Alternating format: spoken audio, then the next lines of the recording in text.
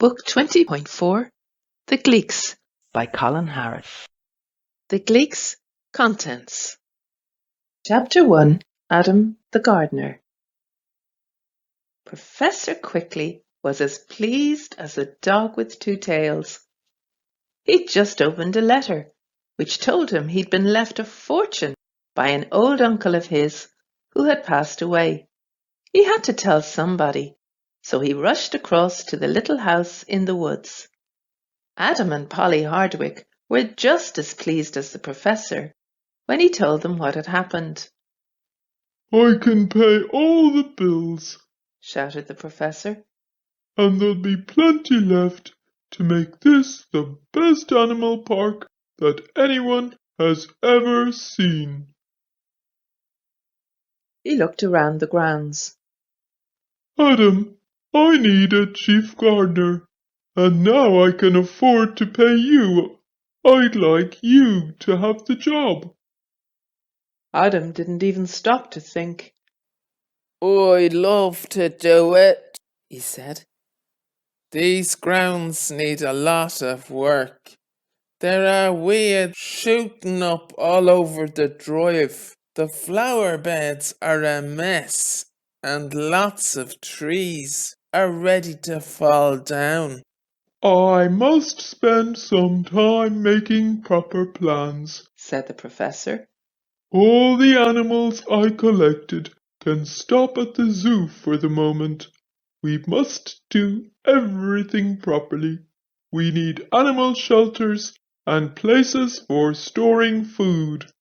Then we'll have to put in tracks and trails and picnic spots for all our visitors. And I want to build a big glass tropical house for all the exotic plants I collected. This needs a lot of thinking about. It will take months to do everything properly, but first I must draw up some plans. I can't wait to get started." And leaving Adam and Polly standing there, the professor rushed back to his study to begin work. Polly and Adam hardly saw him for the next 2 months. While the professor was working hard in his study, Adam began the difficult job of sorting out the garden. Until the professor had moved in, Crackpuzzle House had been empty for years, and the garden had been allowed to get into a very bad state. Adam worked very hard, and Tom and Kate often helped him, but it was an impossible job. There was far too much to do. The grounds of Crackpuzzle House were very big indeed. Some parts of the grounds were so thick with weeds, thorns, and brambles that it was impossible to move. But what Tom and the children didn't know was that they were about to get some unexpected help. The Gleeks had finished their tunnels, and they were ready to begin work. Adam, Tom, and Kate were being watched. Chapter 2 All About Gleeks. Gleeks are very timid, and they do not like to be seen. They are very clever at making sure that nobody ever spots them. The Gleeks have several ways of becoming invisible. Their first trick is to stand perfectly still. It is astonishing how many times this works. Adults and children simply go past them without even seeing them. Another trick they use is to pull in their arms and turn around. Now they look just like a little bush. But the last trick is the best of all. Gleeks can become a different colour. So, if a Gleek is standing in front of a brick, it will become a reddish brown. If the Gleek is standing next to some bright flowers, it can match their colours. And even more astonishing, if a Gleek is standing in front of something which has a lot of colours, its skin can become mottled so that it looks just the same as the background. So it is no wonder that it was a very long time before anyone was able to spot them. Each week, the Gleeks visited every living thing in the garden. Whenever they found a plant that needed help, they spent some time with it. They mended broken down branches and stems. They watered plants that had become dry. And they collected seeds and bulbs and planted them out in different parts of the garden. They knew where every animal family lived, and they often visited them. And there were lots of animals to visit. On the lake there were ducks and coots. Sand martins nested in the banks of the lake. Swifts darted across the water, hunting for insects, and kingfishers hunted for the shoals of fish. In the trees there were thousands of insects and woodpeckers, blackbirds, thrushes, jackdaws, rooks, and owls. Squirrels lived there too. Under the trees there were voles, rabbits, foxes, moles, stoats, weasels, and grass snakes. There were ants' nests, slugs, snails, and spiders. The Gleeks knew all these animals and made sure that they did not harm the trees and plants. When they found animals that were hurting their plants, such as a snail eating green leaves and shoots, they did not kill it. They simply moved it to a patch of weeds so that it could carry on eating and get rid of the weeds at the same time. The only animal the Gleeks did not know about was the litterbug, who was still on his travels. Unluckily, even though the Gleeks visited every part of the garden, they did not spot the litterbug's cave. If they had, it would have saved them a lot of bother later on. Every Gleek had a set of homemade tools. They had spades, forks, trowels, rakes, dibbers, and snippers. They kept these tools in a little wicker basket called a trug. At the end of each day, they cleaned the tools and stacked them away properly in the gardening room, which was inside their den. Even though the Gleeks worked hard and never lazed about, they looked forward to playing at the end of the day. Every evening, as the sun was going down, they crept out to a quiet part of the garden to have some fun and games. They loved to run about, to play tag and leapfrog, and to tumble around. Even though they worked hard all day, they were still wide awake and full of beans. The Gleeks loved to play practical jokes. They jumped out from behind bushes and rocks. They dropped things on each other. They set little traps for each other with bits of string and rope. They played tricks on some of the animals in the garden too. They crept up on them and shouted "Boo!" Then, at the end of the day, they went back into their tunnel for a well-deserved night's sleep.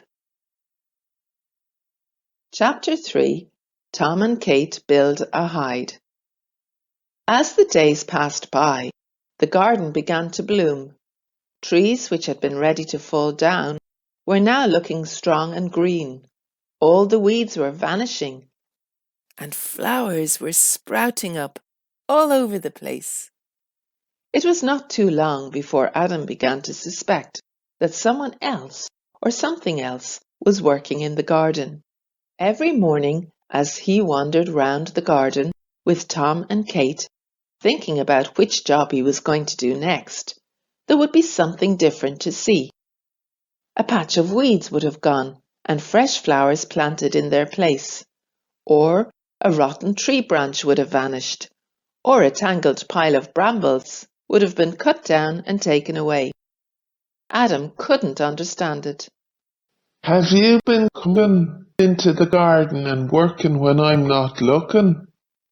He asked Tom and Kate, but they shook their heads. They were as puzzled as he was. Go on with you, said Dad. You're kidding me.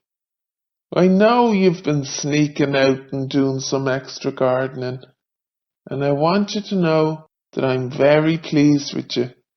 Come on, you can help me to cut the grass. Tom and Kate looked at each other. Can we just play today, Dad? You can cut the grass by yourself, can't you? Adam was surprised. Normally the two children wanted to help him with every job, but he was glad that they wanted to play for a while. They deserved a rest. Play as long as you want, he said. You know where I'll be if you need me. And he went off to start up the grass cutter. As soon as their dad had gone, Tom and Kate grinned at each other. Time to get on with our plan, said Tom. Yes, answered Kate. Crack Puzzle House has given us another puzzle to crack. The two children did not intend to play at all. They were going to track down the Gleeks.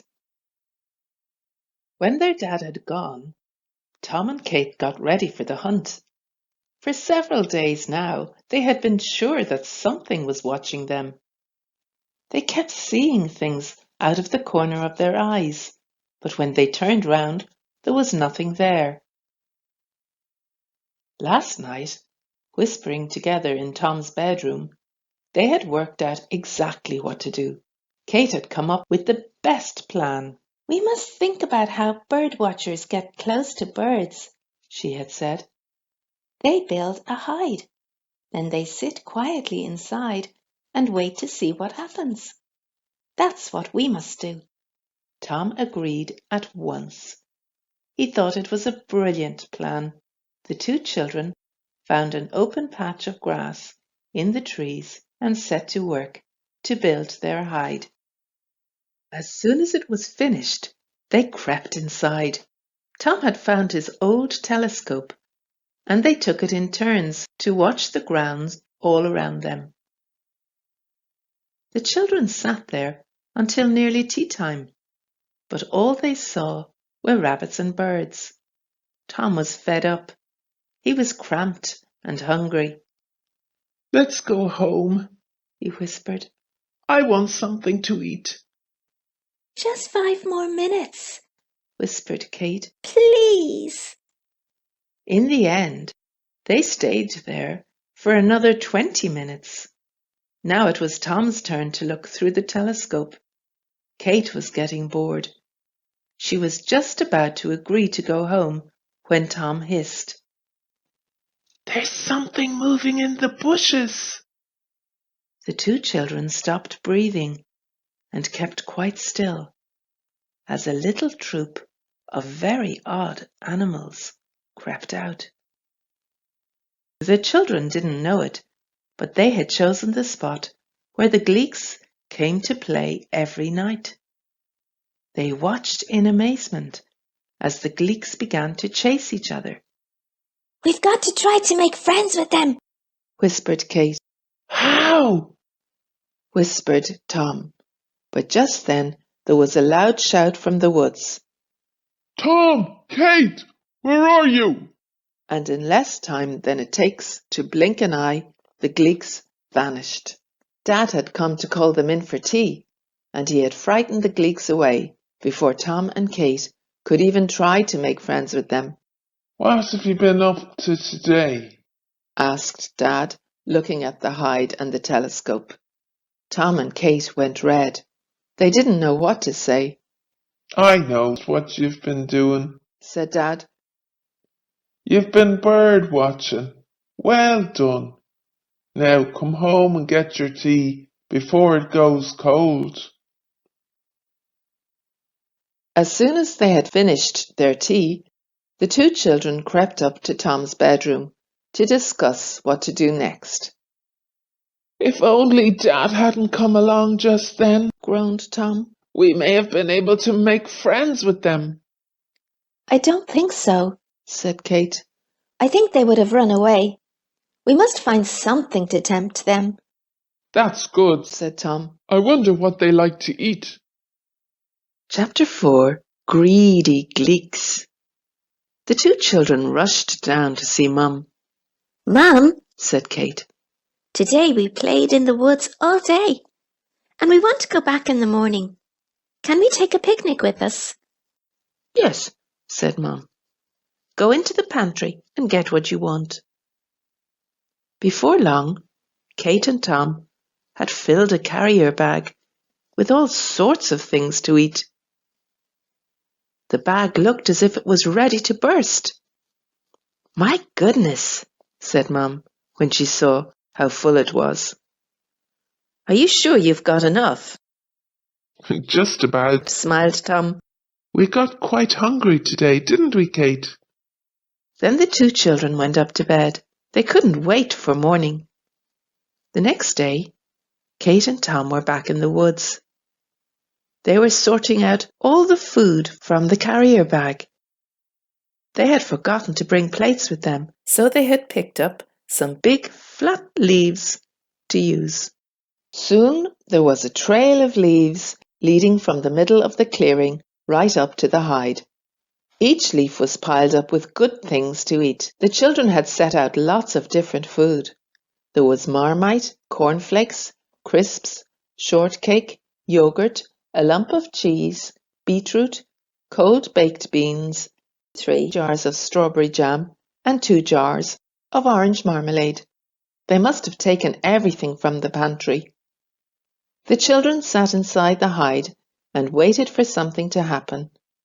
They did not have to wait long. In less than 10 minutes, the little animals were back again.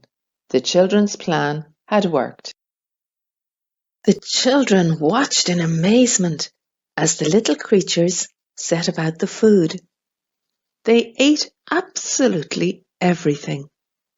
As they finished one pile, they went on to the next, getting closer and closer to the hide where Tom and Kate were sitting.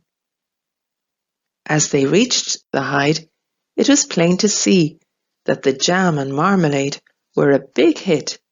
The Gleeks loved it. Very quietly, Tom and Kate crept out. "Good morning," said Kate quietly. The Gleeks scattered, but one unlucky Gleek had a jar of jam stuck to his head.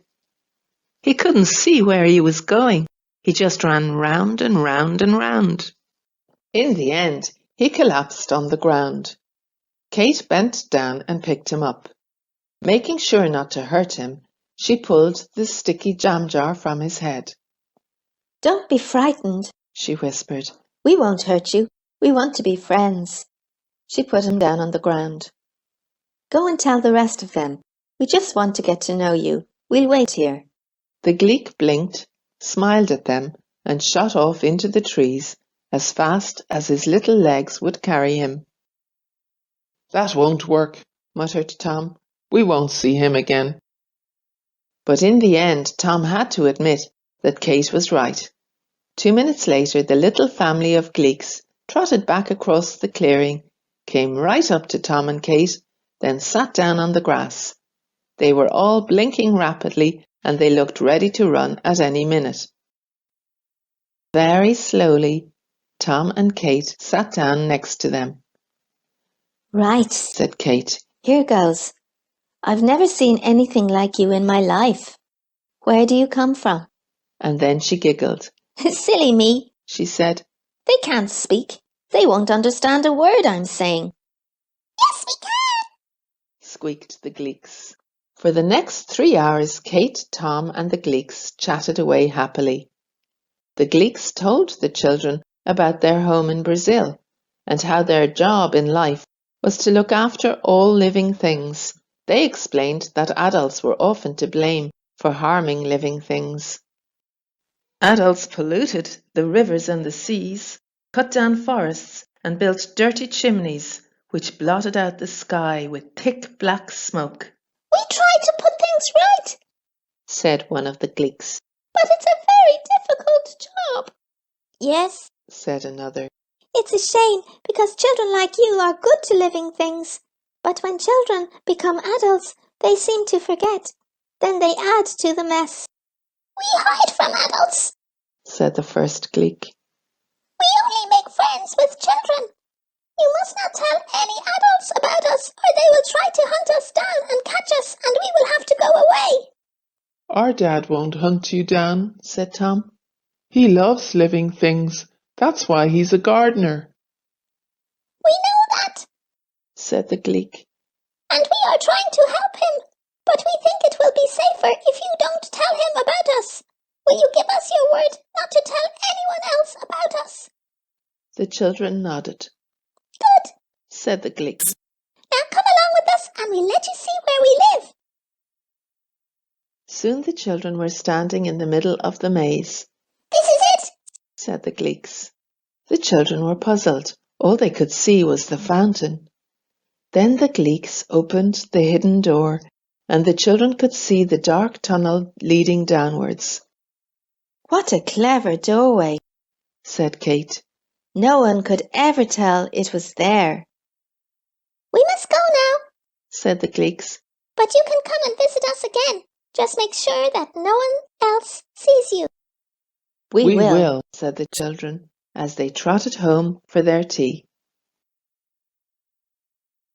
Chapter 5, Bulldozer.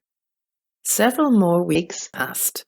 The children often visited the Gleeks, and at last Professor Quickly finished his plans.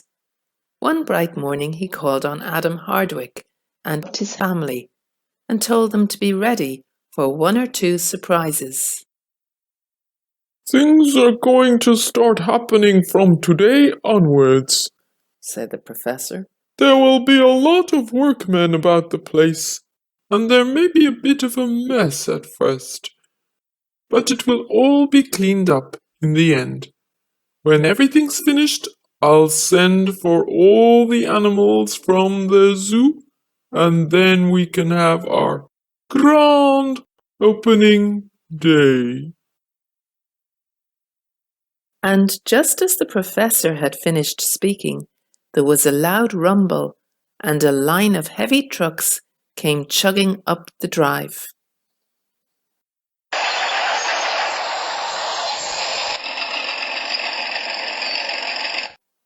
Suddenly the garden was filled with big men in hard yellow hats, starting up bulldozers and dumper trucks, unloading piles of pipes, stacks of bricks, heaps of sand, and bundles of wood. Adam, Polly, Tom, and Kate goggled in amazement. They had never seen anything like it. Professor Quickly rubbed his hands together and waved at one of the biggest men. Right you are, he shouted. Get on with it. The man nodded. He climbed into a big bulldozer and started it up, and then something terrible happened. The big man lowered the big steel blade of the bulldozer and drove at the maze. "Stop!" shouted Kate, but she was too late. There was a loud cracking and spitting sound as the bushes from the maze were flattened and uprooted.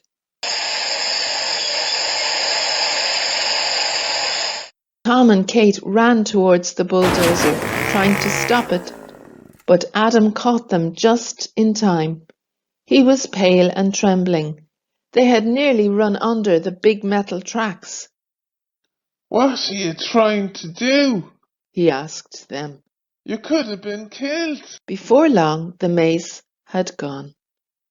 Even the fountain had been smashed to bits, and the broken, splintered bushes were being loaded onto the backs of trucks to be carted away.